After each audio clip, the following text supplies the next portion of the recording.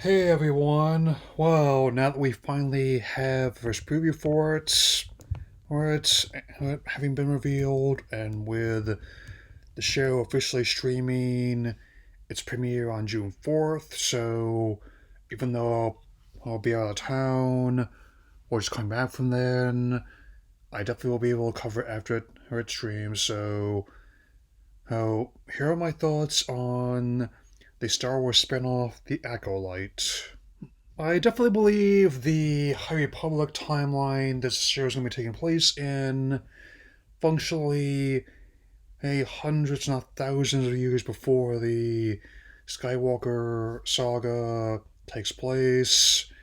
This is definitely an interesting idea, and also one they've also been exploring in novels and graphic novels as well. So I definitely already have some idea about how this is going to function, and then how the characters within this timeline will operate. I mean, I also like the idea that it's also classified as like a mystery, and so the first time that the saga has actually incorporated detective story elements, being like Obi-Wan's plot thread in episode 2, where the attempt on Padme's life, and also the consequent hit on Wessel, although try and keep the secret about it. So I actually kind of like the idea. I mean, part of me actually been wanting like a full on sort of neo noir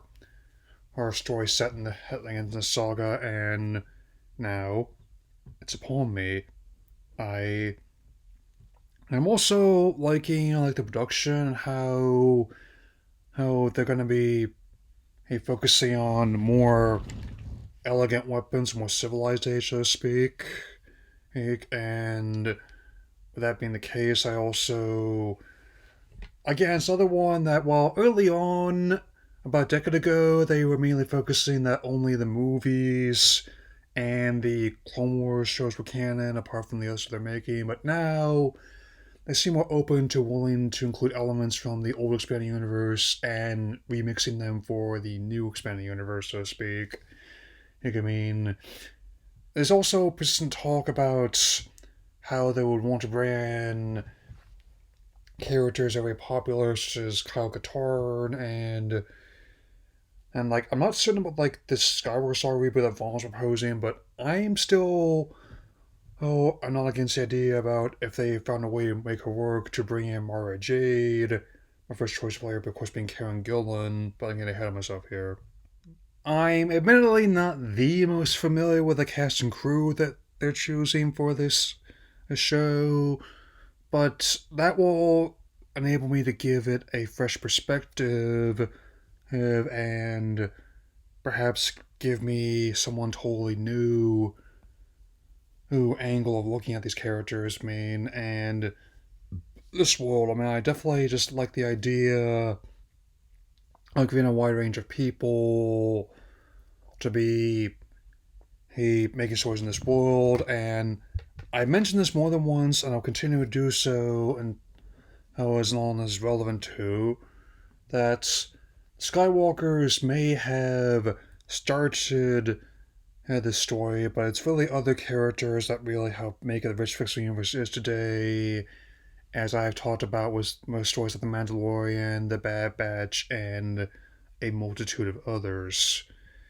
And yes, I am still keeping an eye on the Battlefront classic situation, and as I will continue to mention, and their era still needs work. It only needs work, but I guess the performance is getting better. Instead of out of a completely choppy experience in multiplayer, it's only a mostly choppy experience. And it's mean, so keep at it, fellas. You'll get it. Anyway, I think that with Ghostbusters Frozen Empire coming out this weekend, that even though I'm not going to be seeing it on opening day, since I'm going to be making opening weekend, I believe there is one part of the franchise that should be a very interesting to talk about, especially when I have a fall in this war. You always have to wait and see which one, though. Anyway, that's about all for now. I'll see you all again soon, so take care, everyone.